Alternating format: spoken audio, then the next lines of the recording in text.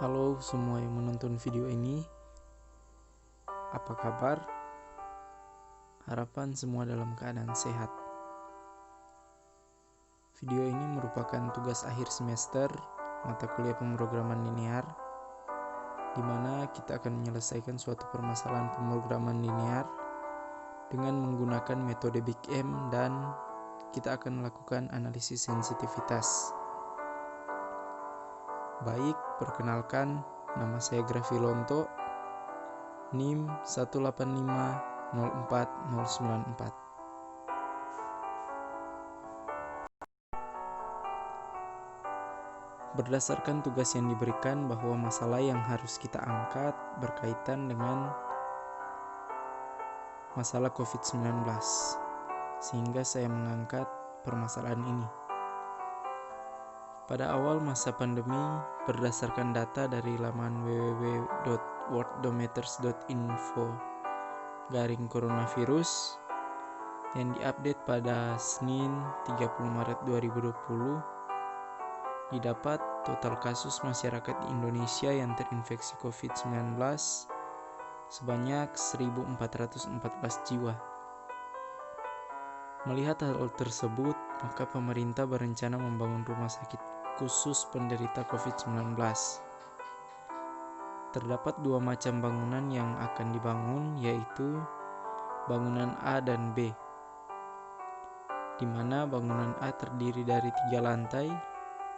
Masing-masing lantai terdapat 4 kamar, dan setiap kamar dapat menampung paling banyak 6 pasien, yang diperuntukkan bagi pasien di bawah 50 tahun. Sedangkan untuk bangunan B diperuntukkan bagi pasien berusia di atas atau sama dengan 50 tahun, yang terdiri dari 3 lantai, masing-masing lantai terdiri dari 4 kamar, dan masing-masing kamar paling banyak menampung 4 pasien. Biaya untuk pembangunan sebuah bangunan A dan B berturut-turut yaitu 1,2 miliar dan 0,96 miliar. Dengan semua data di atas, pemerintah hendak membuat sekurang-kurangnya 24 bangunan. Tentukan banyaknya bangunan A dan B yang harus dibuat agar pemerintah mengeluarkan biaya seminimum mungkin.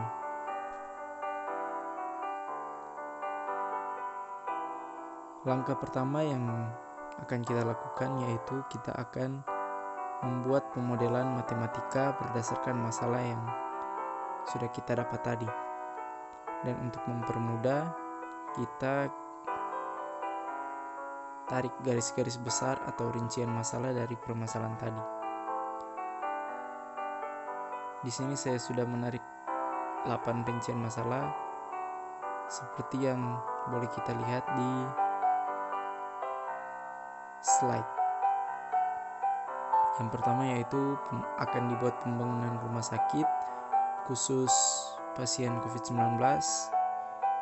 Yang kedua yaitu bangunan A dengan daya tampung 72 orang dan bangunan B dengan daya tampung 48 orang dengan positif terinfeksi ada 1.414 orang, dan rencananya pemerintah akan membuat paling sedikit 24 bangunan dengan biaya setiap bangunan A yaitu 1,2 miliar atau 1 miliar 200 juta.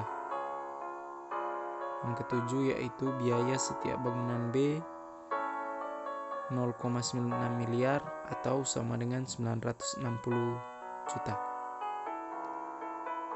Bagaimana membuat agar uang yang dikeluarkan pemerintah seminimum mungkin?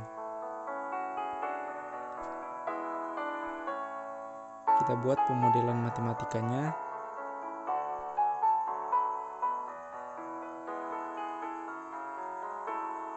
Agar lebih mempermudah kita buat tabel seperti pada gambar di slide.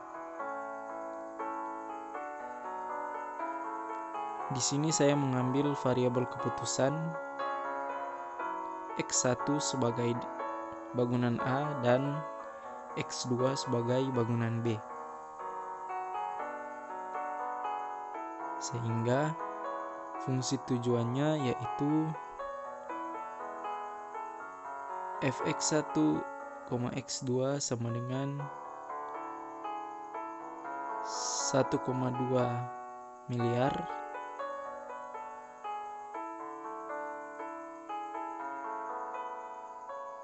ditambah 960 juta atau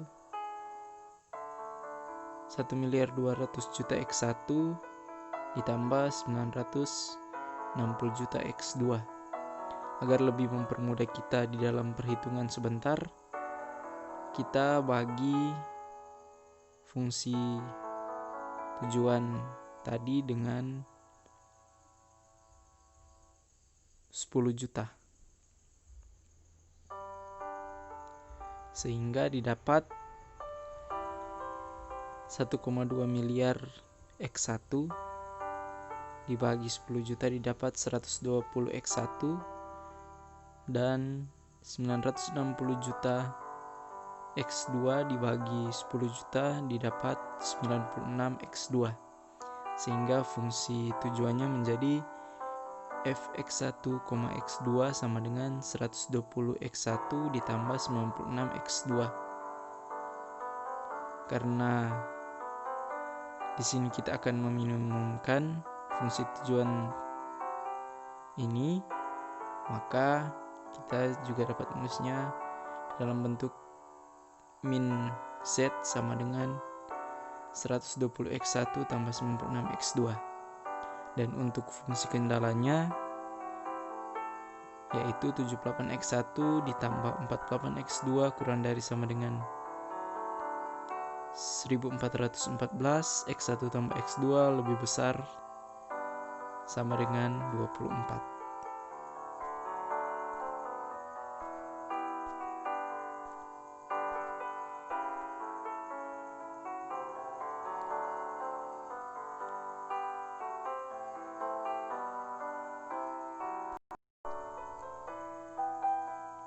Kita gunakan metode Big M untuk menyelesaikan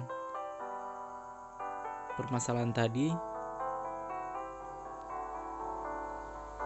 Berdasarkan yang sudah kita lakukan, maka kita dapatkan min Z sama dengan 120 X1 ditambah 96 X2 dengan kendalanya berturut-turut seperti yang boleh kita lihat di slide.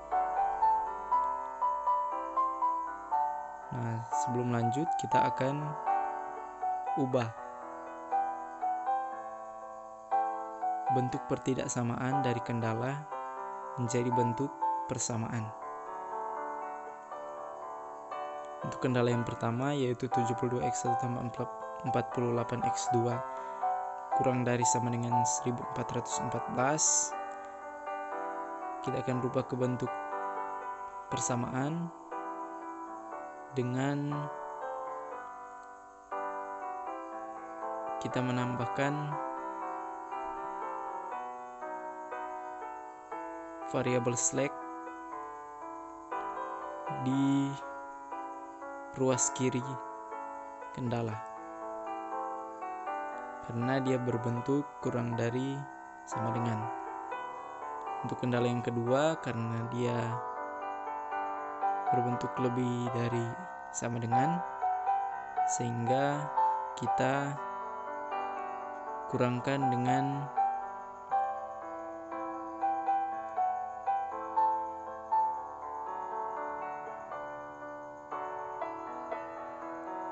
eksis.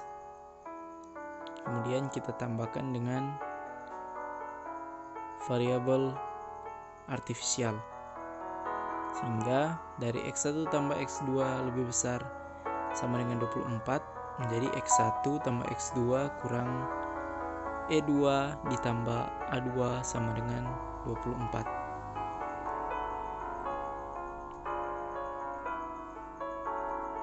Kemudian karena kendalanya kita tambahkan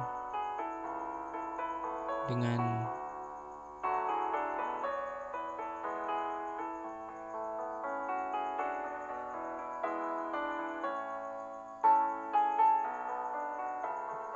variabel slack, variabel eksis dan variabel artifisial, Maka untuk fungsi tujuannya kita tambahkan pula dengan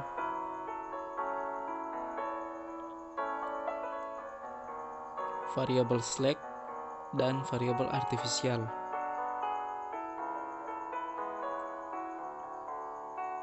Di mana koefisien dari variabel slack adalah 0 dan koefisien dari variabel artifisial yaitu M.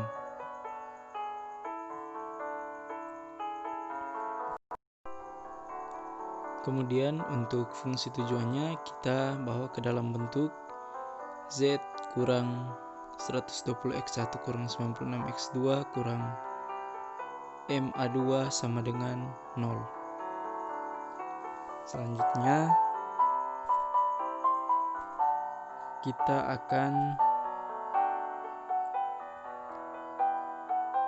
mengeliminasi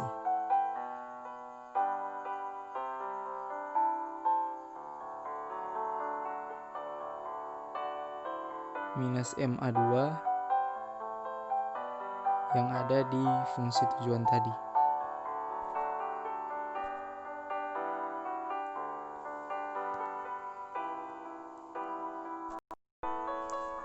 Karena kendala yang kedua mengandung variabel artifisial, sehingga kita gunakan kendala yang kedua.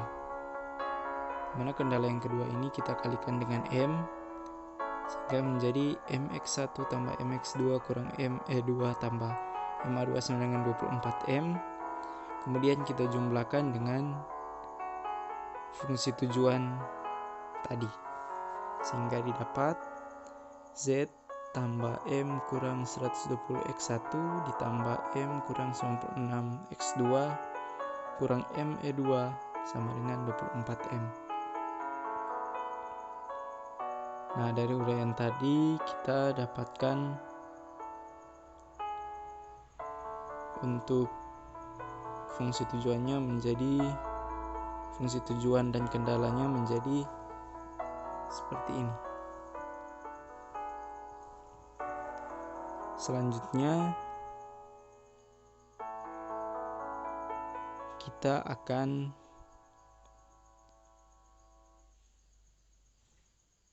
membuat tabelnya.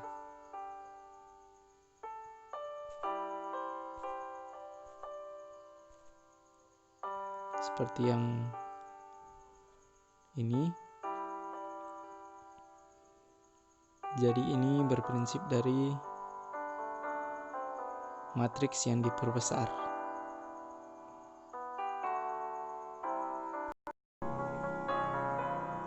Untuk langkah selanjutnya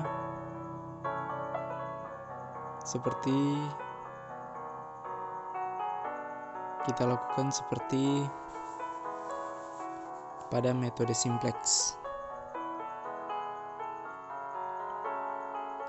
Dengan memperhatikan baris ke 0 pada tabel ini, dan karena tujuan kita adalah meminimumkan, sehingga kita lihat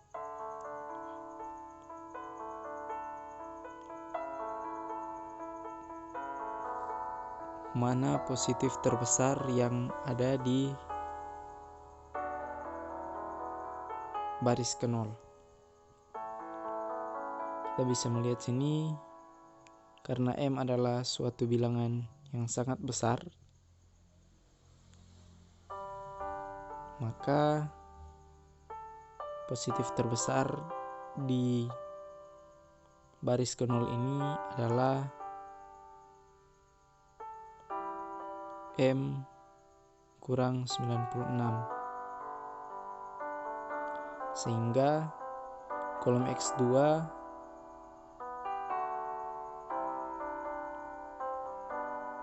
yang akan masuk basis. Selanjutnya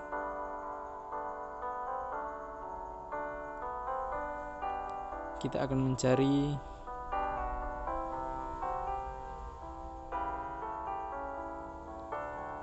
mana yang akan keluar basis.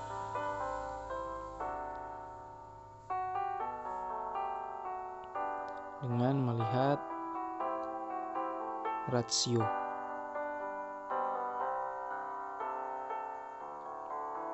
Di sini seperti tampak pada tabel, kita boleh lihat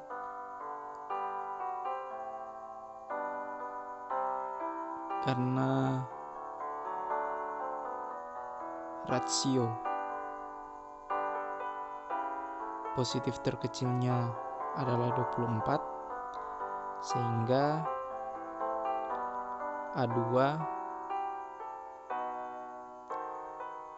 adalah variabel yang akan meninggalkan basis.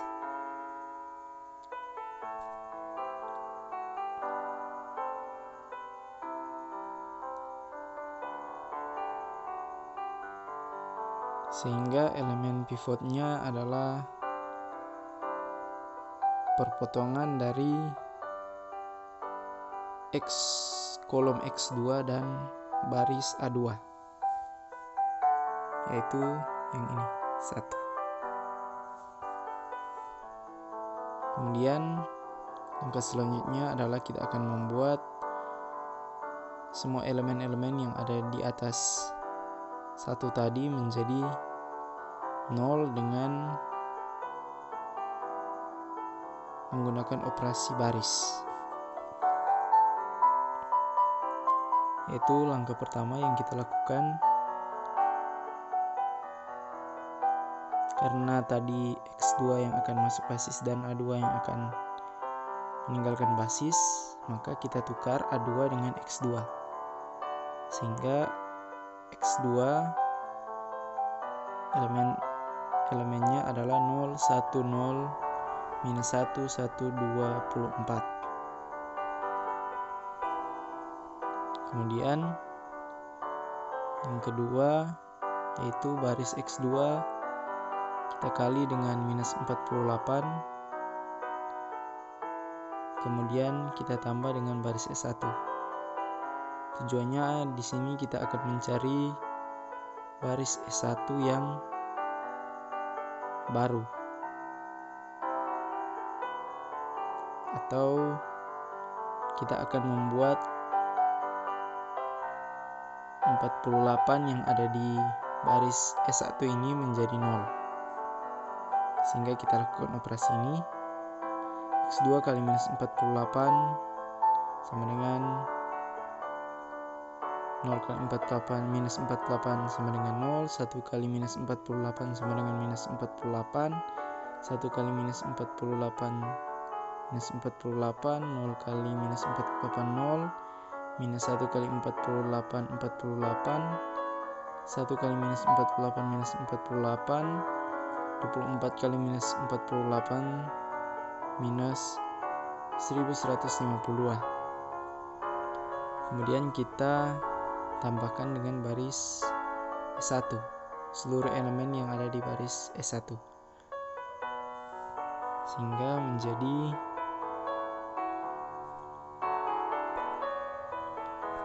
S1 barunya menjadi 0 ditambah 0 sama dengan 0, minus 48 tambah 72 sama dengan 24, minus 48 tambah 48 sama dengan 0, 0 tambah 1 1, 48 tambah 0 48, minus 48 tambah 0 minus 48, minus 1152 tambah 1414 sama dengan 262.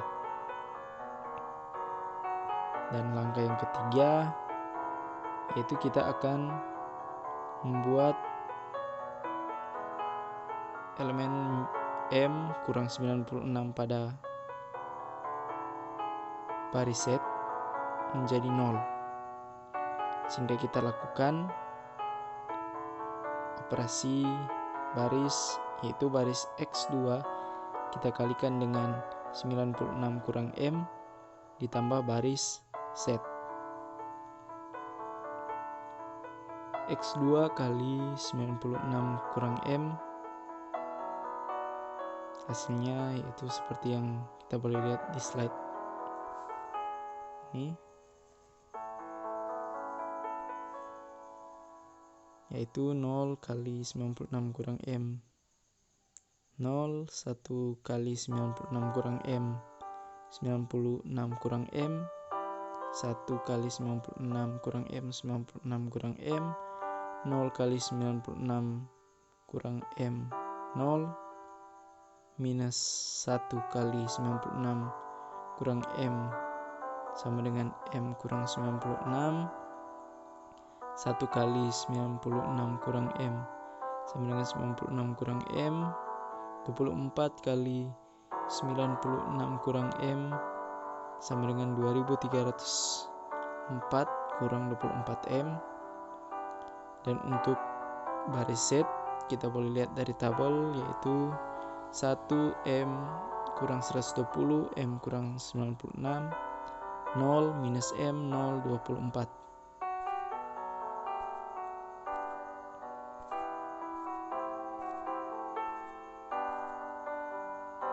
Kemudian kita jumlahkan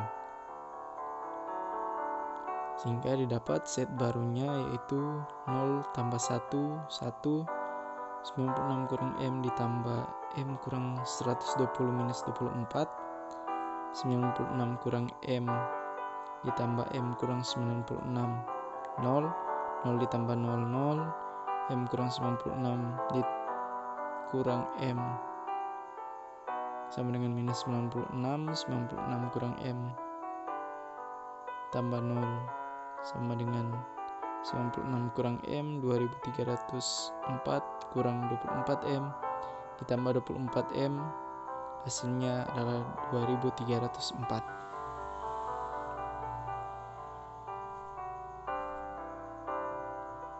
Selanjutnya dari langkah-langkah tadi kita susun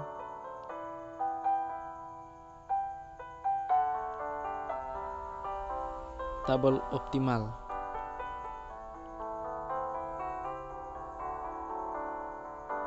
Setelah kita susun, dan karena di baris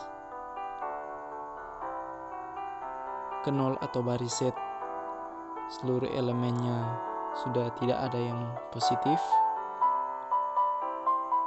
sehingga kita boleh katakan bahwa tabel ini sudah merupakan tabel optimal. Sehingga kita boleh menarik kesimpulan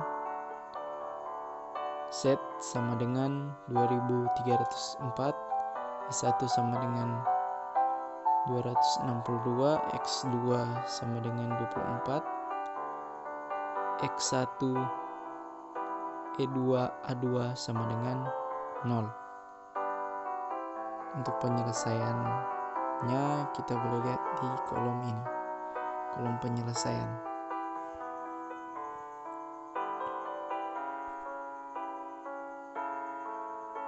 Berikutnya kita lakukan analisis sensitivitas.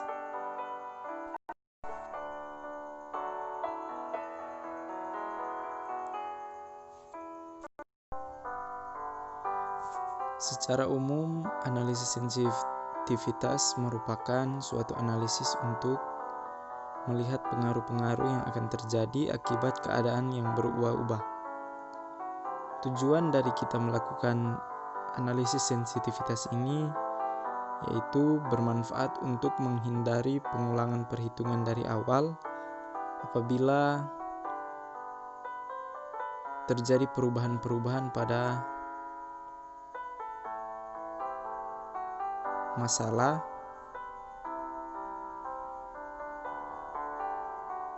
di mana perubahan tersebut dapat mempengaruhi keefisiebelan dan keoptimalan.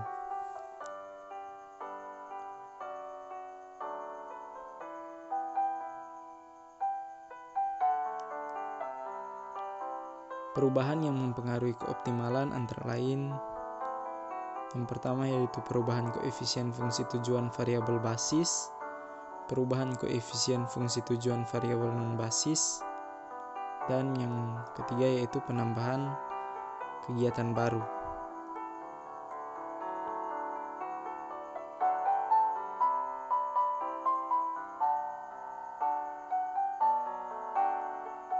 Sedangkan untuk perubahan yang mempengaruhi keefisiebelan antara lain perubahan nilai sisi kanan,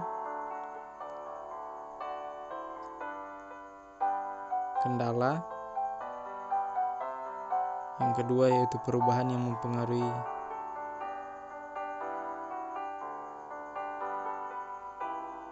keefisiebelan sekaligus juga keoptimalan adalah penambahan kendala baru.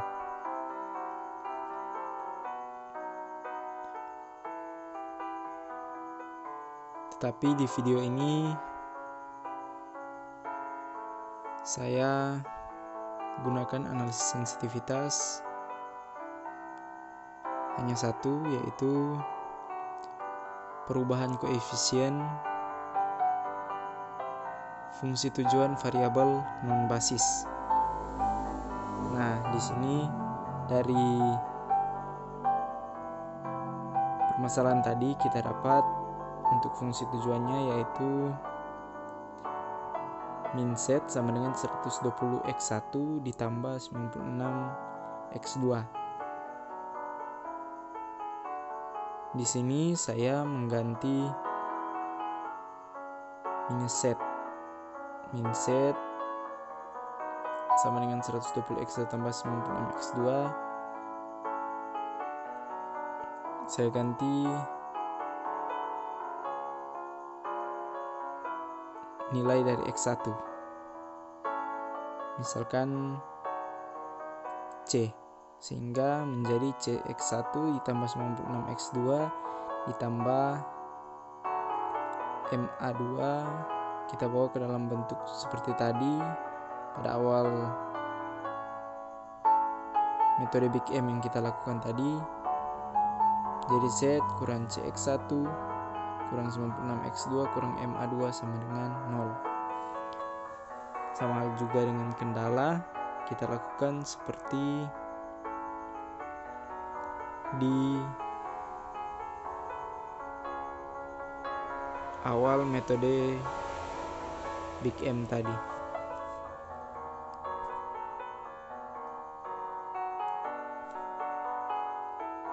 Nah, di sini yang terjadi hampir mirip dengan yang di metode Big M tadi. Hanya saja perubahannya yaitu pada X1, di mana tadi 120 sekarang kita ubah menjadi C, sehingga kita boleh melihat perubahan-perubahannya hanya di 120.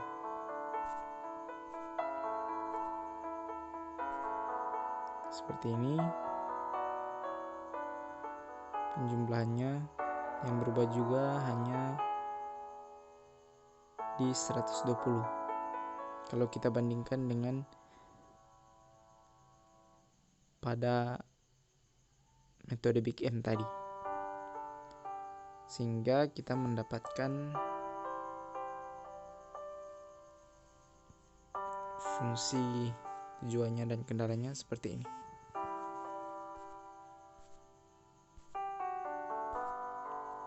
Kemudian kita susun tabelnya, tabel simplex seperti tadi.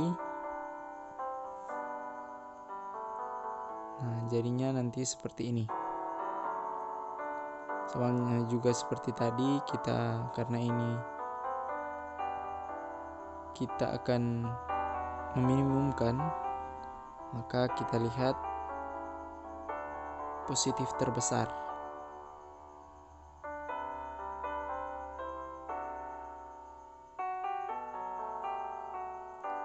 Yang ada di baris ke-0. Berikutnya kita tentukan rasio. Dapat juga seperti tadi, yaitu A2 yang keluar basis dan X2 yang masuk basis. Selanjutnya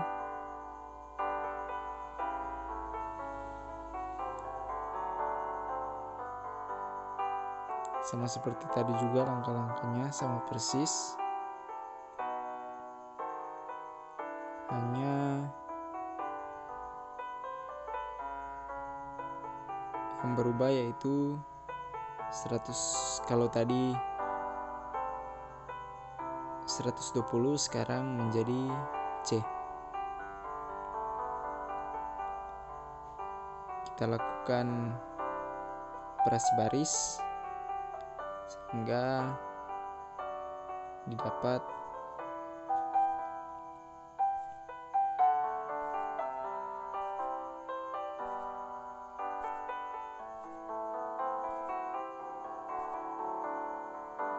seperti ini.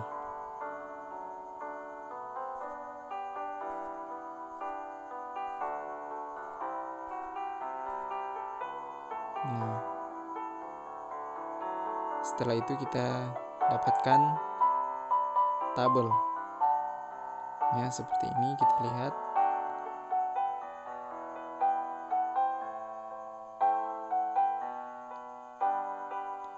Kemudian kita perhatikan yang ini. 96 kurang C. Karena di sini kita meminimumkan, maka 96 kurang C harus kurang dari atau sama dengan 0. Kita jabarkan menjadi minus C kurang dari sama dengan minus 96.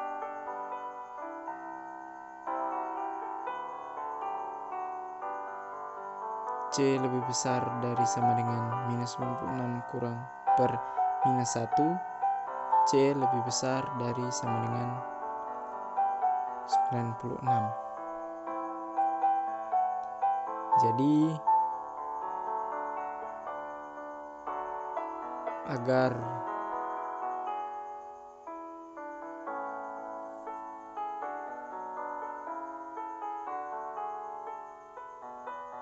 keoptimalannya tidak berubah, maka perubahan yang kita lakukan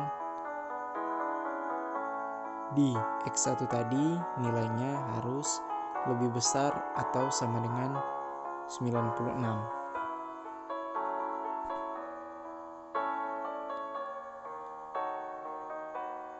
Itulah pembahasan singkat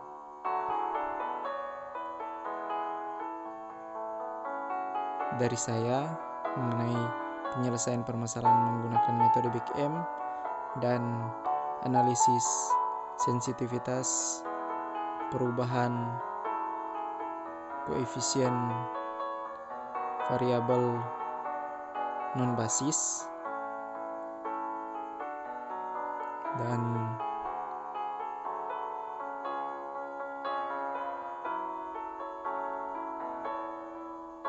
saya ucapkan terima kasih kepada semua yang telah menonton. Kiranya ini boleh bermanfaat bagi kita. Terima kasih. Tuhan Yesus memberkati.